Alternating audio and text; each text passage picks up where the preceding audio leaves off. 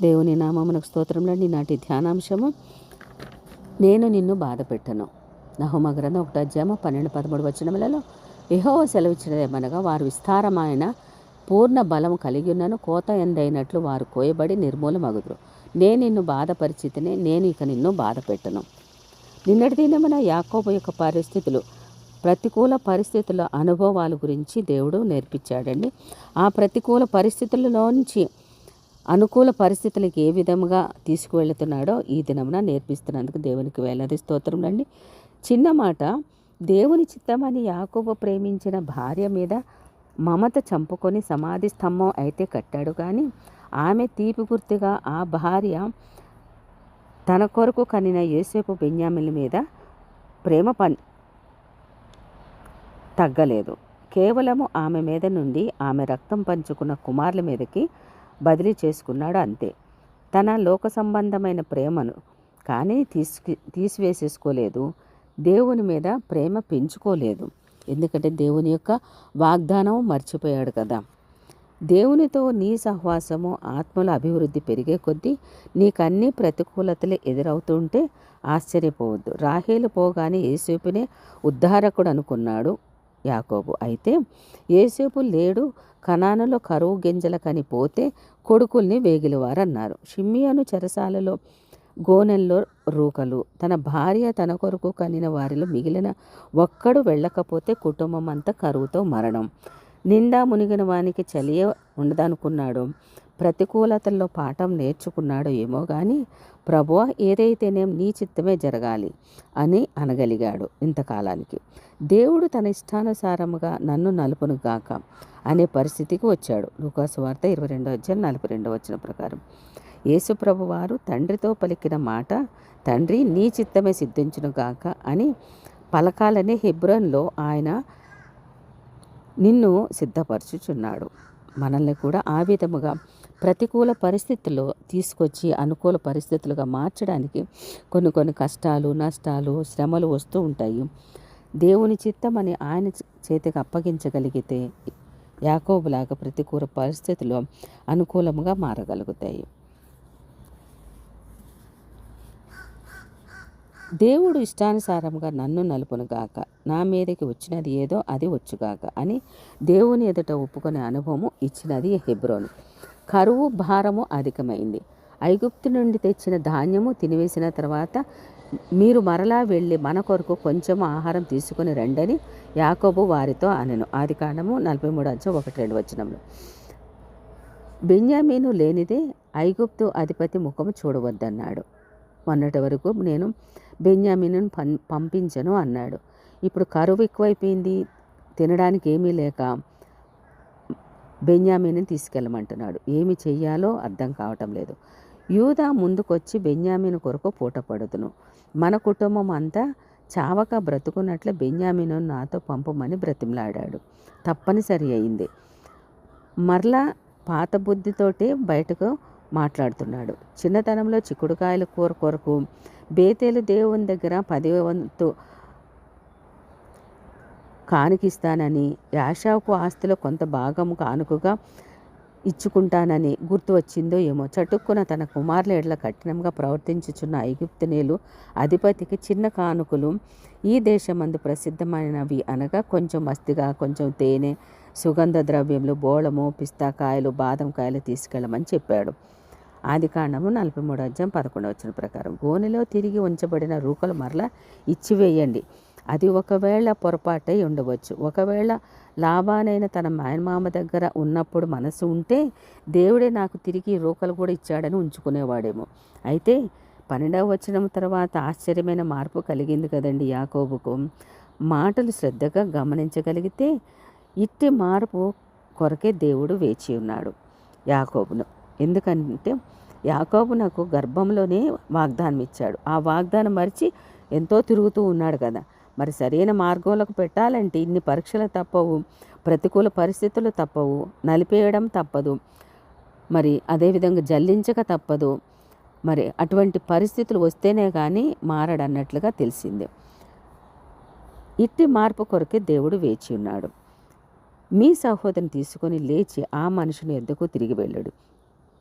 ఆ మనుష్యుడు మీ ఇతర సహోదరుని బెన్యామీనును మీకు అప్పగించినట్లు సర్వశక్తుడైన దేవుడు ఆ మనుషుని ఎదుట మిమ్మను కరుణించును గాక. ఆదికాండం 43:13-14 వచనములు. నా కుమారుని మీతో వెళ్ళనీయను, ఇతని అన్న చనిపోయాను, ఇతడు మాత్రమే మిగిలి ఉన్నాడు. ఆదికాండం 42:38. ఈ విధముగా అని ఇద్దరు కుమారులని పంపించకుండా ఉన్నప్పుడు యాకోబులో ఇప్పుడు మరి ఆకలి మండుతూ ఉంటే, కుటుంబం అంతా ఆకలితోటి అలాగా ఉంటే బాగా మార్పు వచ్చింది. మీ సహోదరిని తీసుకువెళ్ళండి, తిరిగి మీరు తీసుకొని వచ్చుటకు సర్వ ప్రయత్నం చేయండి అనుటకు బదులు సర్వశక్తుడైన దేవుని కృప ఈ పరిస్థితిని అప్పగించి ఆయన ఆశీర్వాదంతో తన కుమార్ని పంపెను. దేవుడు తన స్వరూపమునకు తీసుకొని రానయ్యున్న యాకోబుకి ఇచ్చిన చివరి పరీక్ష ప్రతికూల పరిస్థితుల నుంచి దేవుడు మరి క్షుణ్ణంగా అనుకూల పరిస్థితుల్లోనికి మార్చుకున్నాడు. దేవుని హృదయాన్ని నింపి ఆశీర్వాదంలో కొని వచ్చింది. అదేమనగా, నేను పుత్రహీనుడనై ఉండవలసిన ఎడల పుత్రహీనుడనగుదునని వారితో చెప్పగలిగాడు. ఆదికాండం 43:14.